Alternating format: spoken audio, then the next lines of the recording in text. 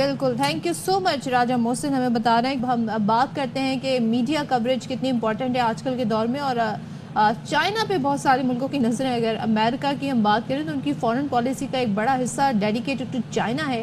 تو چائنا کون سے سٹیپ لے رہا ہے، کن ممالک سے جی ہاں تعلقات بڑھا رہا ہے، اس پہ بڑی نظر ہوتی ہے. اینڈ اسپیشلی رشیا پر بھی، اور الیکشن تو آ رہا ہے امریکہ میں، تو وہ رشیا پر بھی کافی نظر رکھے ہوئے ہیں. چلیں جی، تو ہم جب بات کر رہے ہیں، بتا دیا ہمیں راجہ محسن نے کہ کل کانفرنس ہوگی باقاعدہ جناح ہال کنونشن سینٹر میں، اور وہاں پر وزیر اعظم کا جو ابتدائی خطاب ہوگا، اس کے بعد پھر خطاب کا سلسلہ چلے گا، آگے بڑھے گا. بات کر لیتے ہیں اس شنگھائی تعاون تنظیم کے اجلاس کے حوالے سے، اور اس کی اہمیت کیا ہے، کن ایشوز کو زیادہ اس وقت فوکس کیا جائے گا. تو ہم بات کر لیتے ہیں ڈاکٹر جمیل احمد خان، سابق سفیر ہمارے ساتھ موجود ہیں. Doctor Qamar Cheema, security expert ہمارے ساتھ ہیں. آپ دونوں کا بہت شکریہ. ڈاکٹر جمیل، آپ سے پہلے آغاز کرتی ہوں. ہم اس کی سگنیفیکنس کی بات کر رہے ہیں، خاص طور پہ اس ٹائم پر جب پاکستان اس کو ہوسٹ کر رہا ہے. بڑی اپورچونٹی ہے، سفارتی کامیابی ہے. اس سے میکسیمم ہم کیا فائدہ اٹھا سکتے ہیں، کیا کر سکتے ہیں ہم اس میں؟ نہیں، پاکستان کا دیکھیں سب سے بڑا فائدہ تو یہ ہے کہ پاکستان کے بارے میں غلط فہمیاں کریٹ کی جا رہی تھیں، خاص طور پہ ان ممالک کی طرف سے یہ غلط فہمیاں اور پروپیگنڈا کیا جا رہا تھا کہ پاکستان میں سیکیورٹی کے حالات مخدوش ہیں اور پاکستان جو ہے آئسولیشن کا شکار ہوتا جا رہا ہے.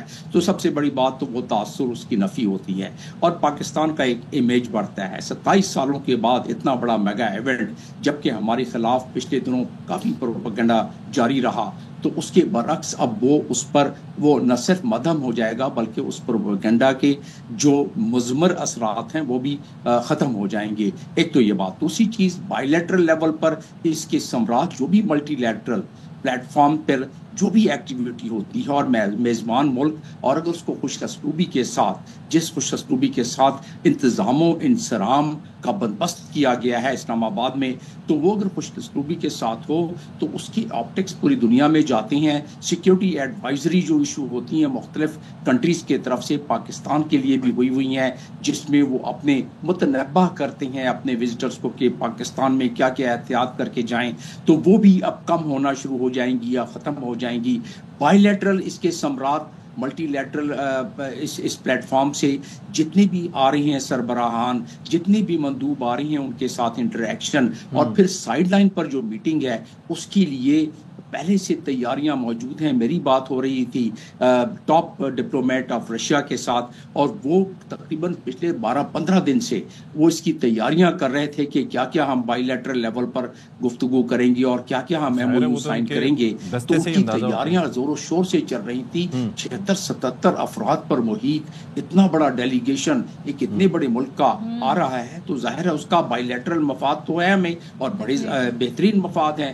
تو کیونکہ جب یہ دنیا اس وقت گلوبل ویسٹ سے گلوبل ایسٹ کی طرف جاری ہے، اس ٹرانزیشنری پیریڈ میں پاکستان کا ایک بہت کلیدی کردار آ جاتا ہے، کیونکہ پاکستان کی جو جغرافیائی لوکیشن ہے اس کے لحاظ سے پاکستان پیوٹل کنٹری بن جاتا ہے. اور پاکستان کو کیونکہ اس ٹرانزیشن کے دوران اپنے مفادات اور اپنے لوگوں کے مفادات کا جب وہ خیال رکھے گا تو اسے ایک بیلنسنگ فیکٹر کو بھی ذہن میں رکھنا ہوگا. اور اس پلیٹ فارم کو دیکھتے ہوئے، جس پلیٹ فارم میں دنیا کی 24.4 ٹریلین کی اکانومی ہے، اور ظاہر ہے اس میں چائنا کی سب سے بڑا ایک عمل دخل ہے، اور 40% جس طرح کہ ہم ساروں کو پتا ہے پاپولیشن ہے، اور 32% جی ڈی پی ہے، اور 4 نیوکلیئر کنٹری ہیں، اور جس طرح سے درخواستیں آئی ہوئی ہیں مزید ممالک کی، تو اس کی افادیت اور اہمیت یقیناً بتدریج بڑھتی جا رہی ہے. اور جس طرح کہ میں نے بتایا کہ گلوبل ویسٹ سے گلوبل ایسٹ کے طرف جو رجحان چل رہا ہے،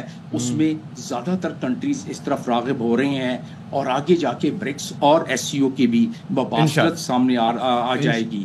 اب رہا سوال کہ اس ملٹی لیٹرل فورم پر باتیں کیا ہوتی ہیں، ظاہر ہے اس کا ایک ایجنڈا ہوتا ہے، اور جس طرح کے باقی پچھلے 3 جو ایسے سمٹ ہوئے ہیں ہیڈ آف گورنمنٹ کے، تو اس میں جس بات کے معیشت کی بات ہوئی، تجارت کی بات ہوئی، کلچرل ایکسچینج کی بات ہوئی، انفراسٹرکچرل اور سسٹینیبل ڈیولپمنٹ کی بات ہوئی، ملٹی لیٹرلزم کی بات ہوئی. اس بار بھی ایجنڈے میں کافی اہم پوائنٹس شامل ہیں، جس میں کلائمیٹ چینج وغیرہ بھی ہے، اس پر بھی ہم آئیں گے، بات کریں گے. ڈاکٹر صاحب تھینک یو سو مچ، آپ نے انیشیلی جو اپنا انپٹ دیا، آپ ہمارے ساتھ ہی موجود رہیے گا.